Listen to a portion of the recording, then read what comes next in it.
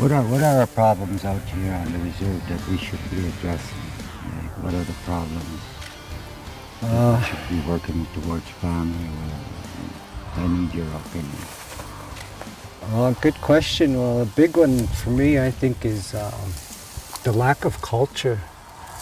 We've lost so much in the past, not only due to residential school, but the lack of interest in it.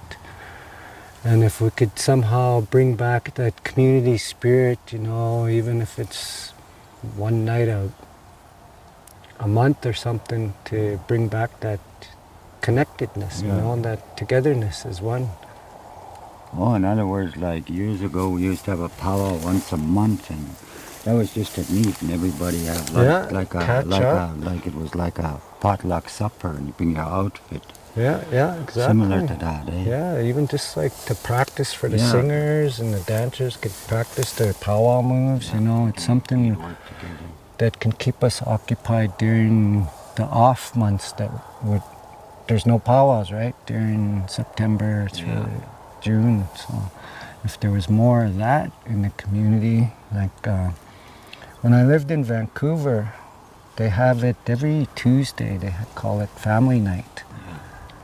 And I've seen people's lives change just by attending this once a month, a couple times. And it's changed people's lives, I've seen it happen. It's good to learn how to sing, but you also need to learn how to harmonize not only with the drum, but with all the other singers beside you, right? And treat everybody that's around that drum as equals, because none of us is above or below the person across from us. And that's how we got to treat everybody in our daily lives. And a lot of that is missing.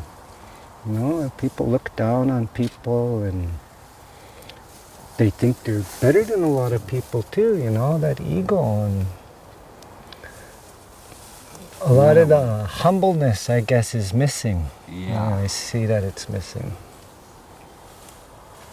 In other words, we need more communication, and we need to come together as a community and work together. Yeah, exactly. I mean, the only way we grow stronger is with family, right? Together with that love, and families come together, then communities come together, and it keeps growing and growing, right? I mean, there's no limits to what we can accomplish. It's just coming together to do it.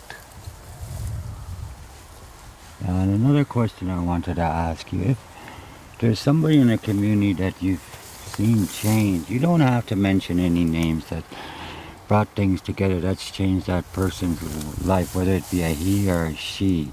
Yeah, I've seen somebody's life completely turned around just by asking cultural questions, like, what's the sweat represent? Why 4 rounds? Just to start them off, and then, I've seen this person grow in the past 20 years from having a trunk full of beer every weekend to going to ceremonies and being a pipe carrier now in that time span. Okay. So it is possible for people to heal. I've seen it too. But you've witnessed people change. I've witnessed it myself. That was so good to hear. And it was all through just asking questions about the drum and the different dances, why we do things a certain way. And that's how it all started for him, and in a lot of ways he surpassed me spiritually. I got no shame in admitting that, I'm so proud of him, how much he's accomplished in his life. He turned it right around thanks to culture, right? Yeah. Well, it's good that you recognize that, even when you say that he's gone ahead of you, and you're very humble about that, and I recognize that. Even you've come a long ways, and I've watched you change. And you're a good man to be looking after your children and raising them. Thank you. I commend you for that. Thank you. That's why I've been asking you these questions. I've watched you change, and that's a good thing. I commend you. Thank you. I mean, I was always taught by the elders, the only way to lead is by example. You can talk till you're blue in the face, and could have the biggest speaker system, but what good is it going to do if you're not talking, walking the walk, right? I mean, you gotta do the actions that go with the words, not just the words.